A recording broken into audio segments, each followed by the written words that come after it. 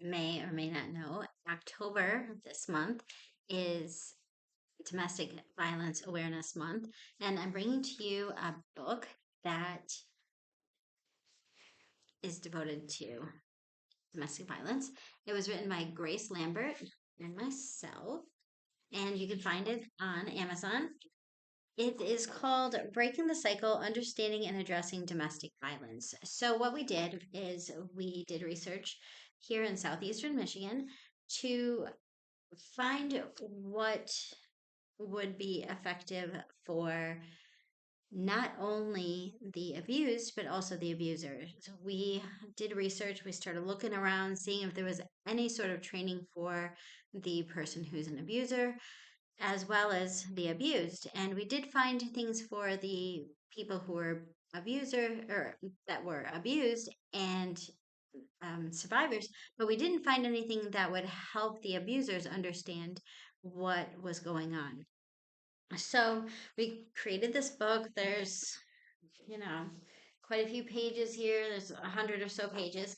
But what we came up with through our investigations with police officers, with psychiatrists, psychologists, social workers, and parents, we got some parents who had been abused and some parents who were abusers.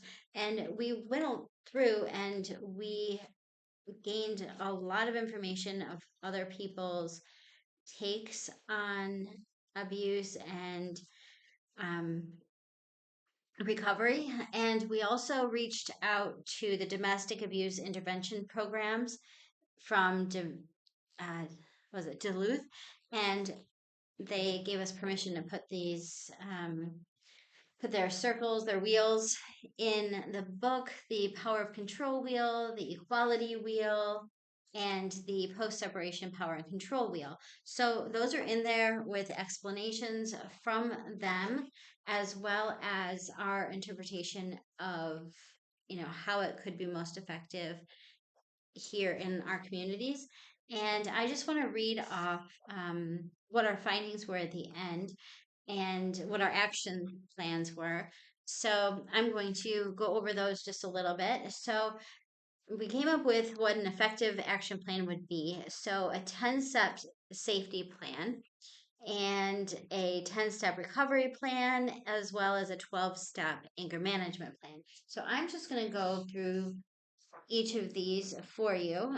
But a 10-step safety plan would identify safe spaces, emergency contacts, escape routes, code words, pack a safety bag, safe communication, safety at home, safety during arguments, children's safety, and seeking help. So these are all fill in the blank type worksheets that could help you create something for yourself, and understanding that sometimes communicating with a person that is your abuser and telling them what your plan is could be a good idea, or it could not be a good idea. This is up to you and your safety people on what you believe.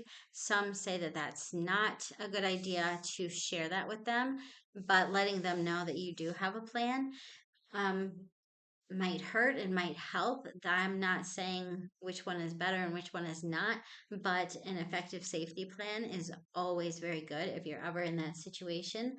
It's got directions on how to use it. And then the next would be a 10-step recovery plan, and that would be acceptance and responsibility, education and awareness, seeking professional help, address underlying issues, develop healthy coping mechanisms, build empathy and respect, establishing boundaries and accountability, practice nonviolent conflict resolution, engage in restorative practices, and maintain long term commitment to your decisions. And such as if there is a protection order, continue that protection order. And then the next item that we found was the 12-step anger management plan for the entire family, recognizing triggers, learning early warning signs, practice relaxation techniques, take a time out, express feelings assertively, practice empathy, develop problem solving skills, seek support, practice self care, reflect on what has happened, and seek professional help if needed and maintain consistency. So, as I mentioned, this is for the abused, the abusers, and for others to help these families in domestic violence situations. And so these workbooks are available on YouTube or on YouTube. They're available on Amazon. And um, just remember that there are resources out there and that your families are there for you and your friends are there for you. And don't be afraid to reach out to people. Don't be afraid to, don't let your pride get in the way, or don't get your fear. Just make that leave when you're safe. And um, domestic violence is a very, very difficult subject. No one really wants to talk about it because they don't necessarily know how. But the more you talk about it, the more everyone talks about it in our communities, the more it will be seen as not necessary any longer. So, hope this helped out, and I will talk to you later.